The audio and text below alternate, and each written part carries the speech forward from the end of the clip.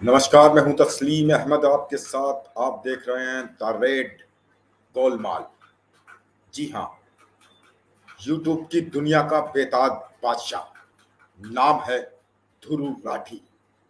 काम पूरे हिंदुस्तान में 2014 के बाद से क्या हुआ, ये बताने के लिए देशवासियों को लगातार अपनी वीडियो डाल रहा है और उन वीडियो से इतना पॉपुलर हो चुका है ध्रुव राठी, दुनिया में उनका डंका बज रहा है।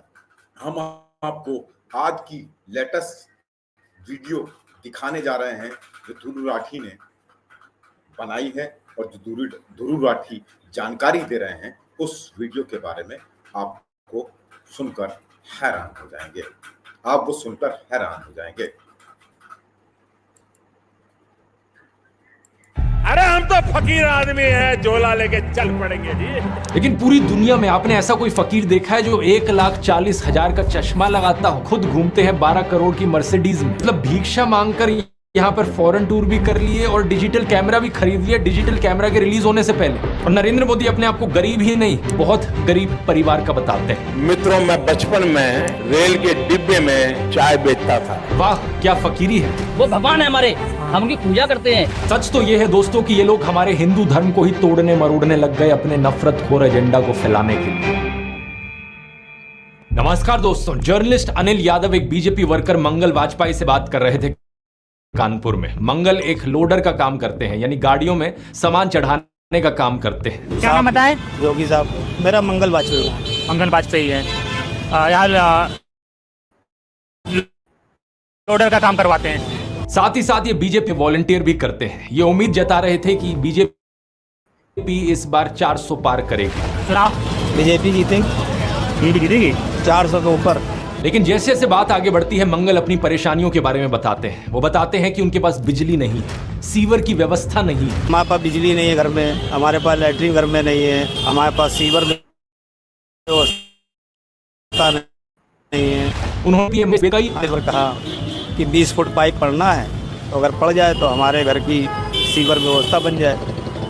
नहीं बन पाई। उन्हें कुछ भी नहीं मिला और ना ही उन्हें कुछ मिलने की उम्मीद है।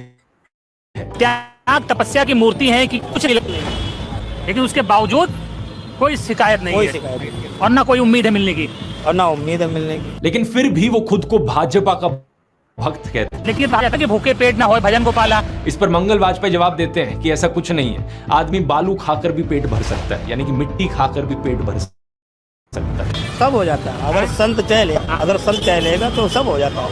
बालू खा के पेट भर लेता है। इन्हें कोई शिकायत नहीं है। प्रधानमंत्री मोदी परमात्मा मानते हैं, उनकी पूजा करते हैं। ऐसा कैसे हो सकता है कि एक पॉलिटिशियन को लेकर लोग इतने अंधे हो गए हैं? और ये इकलौते नहीं है, मैंने पिछले वीडियो में उसके कई और उदाहरण दिए थे। बीजेपी के टिकट पर तो कुत्ता भी खड़ा हो जाए हम जिता दें। ये सच है, अगर कुत्ता भी आएगा उसको नहीं, भक्त हैं, अंधविश्वास नहीं है, हम भक्त हैं।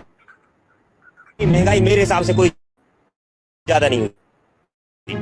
अब मैं वो भगवान है, हम पूजा इमोशनल मैनिपुलेशन और ब्रेन वॉशिंग की वजह से एक बड़े स्केल पर देश में लोगों का ब्रेन वॉश किया गया। और जो ब्रेन वॉश कहा है लोगों का, वो 4 डिपार्टमेंट्स पर काम करता है। पहला डिपार्टमेंट लोगों में गर्व और अहंकार भरता है कि आप महान हो क्योंकि आप हिंदू धर्म में पैदा हुए। दूसरा डिपार्टमेंट आपको ऐसा ऑप्टिमाइजेशन का कि सदियों से, 1000 सालों से आपके पूर्वज विक्टिम बनकर रहे थे। तीसरा डिपार्टमेंट आपके अंदर डर भरता है कि आप उन लोगों से। और चौथा डिपार्टमेंट यहां नरेंद्र मोदी को मसीहा बनाता है कि सिर्फ नरेंद्र मोदी ही आपको बचा सकते हैं। पहले 3 डिपार्टमेंट्स की मैं वीडियोस में बात कर चुका हूं। अब वक्त है इस चौथे डिपार्टमेंट को एक्सपोज करने का। नरेंद्र मोदी की कल्ट ऑफ पर्सनालिटी, कैसे इनके इतने सारे फेलियर्स के बाद भी लोगों को इमोशनली मैनिपुलेट किया जाता है कि लोग इन्हें भगवान मान बैठे। आइए जानते हैं आज के इस वीडियो में।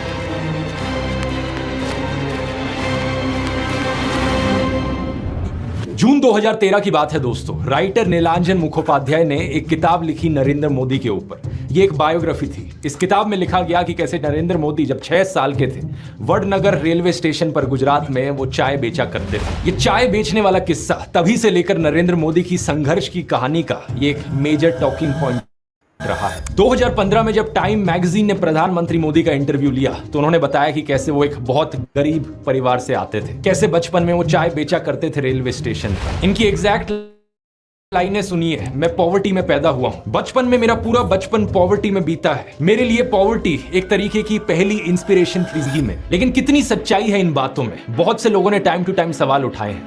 जैसे कि नरेंद्र मोदी के बचपन की ये फोटो देखिए। वे 1950 यानी 1950 में पैदा हुए थे। क्या उस समय किसी गरीब परिवार में पैदा हुए बच्चे के पास ऐसे कपड़े होंगे? जरा खुद ही सोचकर देखिए। सूट तक पहन रखे हैं इन्होंने अपनी बचपन की फोटोज में। मैं खुद 1994 में एक मिडिल क्लास फैमिली में पैदा हुआ हूं, लेकिन मेरी तो बचपन की ऐसी कोई फोटो नहीं मिलेगी आपको जिसमें मैंने कोई सूट पहन रखा। और नरेंद्र मोदी अपने आप को गरीब ही नहीं, बहुत गरीब परिवार का बताते हैं। इंडिया टुडे ने इनकी पुराने घर की एक फोटो पब्लिश करी थी, स्क्रीन पर देखिए। बहुत बड़ा रैंकिंग। क्या आपको ये 1950s के किसी बहुत गरीब परिवार का घर दिखता है?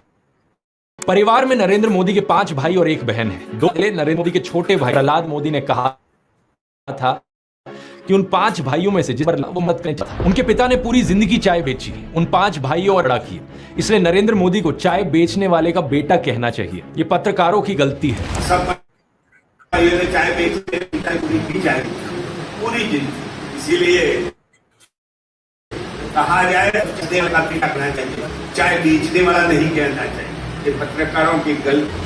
2014 में कांग्रेस नेता अहमद पटेल ने कहा था कि नरेंद्र मोदी कभी चाय वाला नहीं थे, बल्कि वो एक कैंटीन ठेकेदार थे। अब कांग्रेस की बात पर कितना यकीन किया जाए नहीं किया जाए, लेकिन 2021 में बीजेपी ने भी ये कैंटीन वाली चीज अनइंटेंशनली एक्नॉलेज करी थी। रेलवेज मिनिस्टर अश्विनी वैष्णव ने इंस्ट्रक्ट किया ऑफिशियल्स को कि वो वडनगर रेलवे स्टेशन एक कैंटीन को ब्यूटीफाई करें। इंडिया टुडे का आर्टिकल यहाँ क्लियरली लिखा हुआ है और इसके नीचे एक फोटो भी लगी है इस tea stall slash Narendra Modi के पिता चलाया करते थे। हाल ही में लिखे गए CNN के इस आर्टिकल को देखिए। नीलांजन मुखोपाध्याय खुद कहते हैं कि मोदी की पॉवर्टी की कहानी वो ग्रॉसली एग्जैजरेटेड है, यानी कि बहुत बढ़ा चढ़ा कर लोगों को बताई गई है। इतना ही नहीं, एक दूसरे आर्टिकल में नीलांजन बताते हैं कि नरेंद्र मोदी के पिता के पास इतने पैसे थे कि वो मोदी और उनके भाइयों को स्कूल भेज पाए। और स्कूल जाने का मतलब था कि वो कहीं और फुल टाइम काम नहीं कर सकते थे, बस वो स्कूल के बाद अपने पिता का हाथ बटाया करते थे।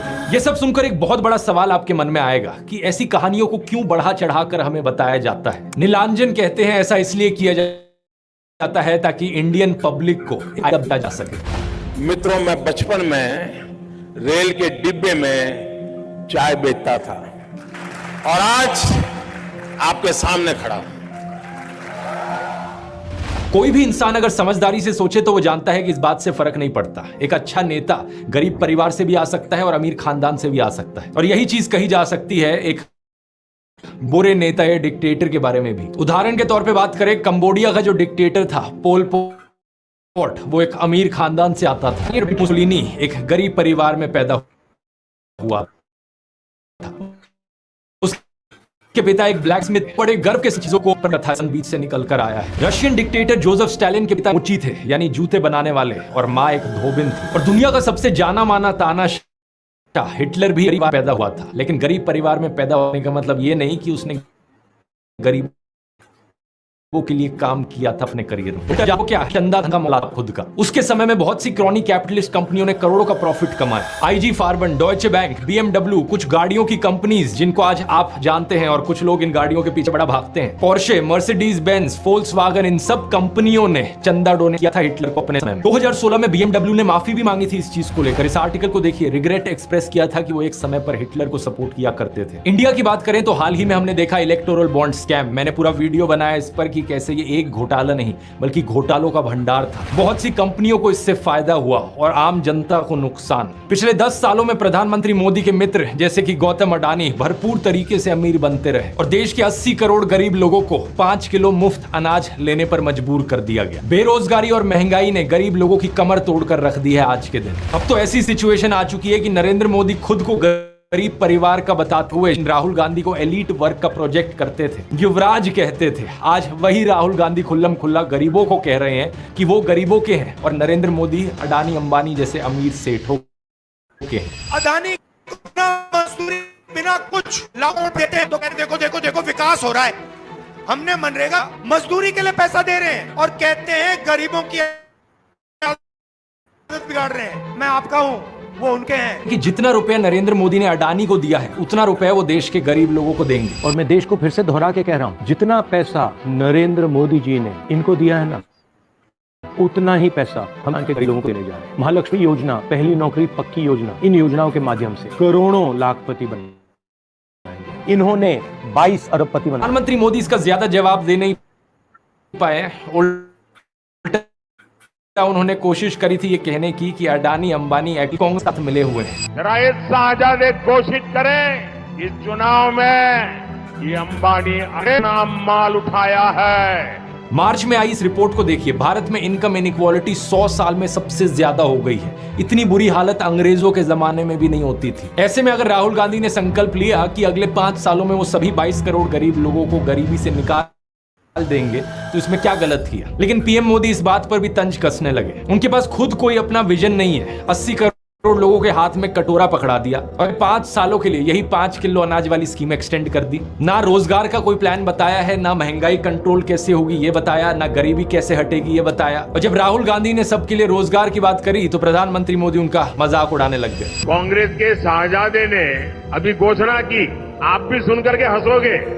सुनाऊं? जोरों से हंसना पड़ेगा आपको। और आपको ये भी मालूम कि ये टेम्पो में पैसा देते हैं, क्या ये आपका पर्सनल एक्सपीरियंस है क्या? फरवरी 2020 में गुजरात में नमस्ते ट्रंप इवेंट हुआ था तो गरीबों को छुपाने के लिए एक 1600 फुट लंबी दीवार बनाई गई थी। जरा खुद सोचकर देखो, 1995 से लेकर 2020 25 साल से गुजरात में बीजेपी की सरकार थी, जिनमें से 3 बार तो खुद नरेंद्र मोदी ही चीफ मिनिस्टर थे। लेकिन इनसे गरीबी नहीं हटाई गई, उल्टा ये गरीबों को छुपाने लग गए। G20 समिट के समय दिल्ली में भी यही हुआ था। कुछ बस्तियों को हरे पर्दे के पीछे ढक दिया गया था, यानी कि इन गरीब लोगों की मूवमेंट को भी रिस्ट्रिक्ट कर दिया। इसी के तहत ये पूरी दुकानें यहाँ से ढक दी गई हैं। जो थोड़ा झुग्गी टाइप घर थे उनको भी ढक दिया गया है यहाँ पर। सोचिए कि ये कितना डीह्यूमनाइजिंग है। कोई आपसे कहे कि तुम अच्छे नहीं लग रहे हो, तुम तो एक दाग धब्बा हो, वो गोरे सारे में घूमने तुम्हें एक पर्दे के पीछे छुपा दिया जाएगा। कैसा लगेगा आपको ये सुनकर? उन गरीबों की सोचो, उन्हें कैसा लगा होगा। सीधा कहते हैं कि यहाँ से जाओ, कुछ गरीब कहाँ। तो इन सब चीजों के चलते नरेंद्र मोदी की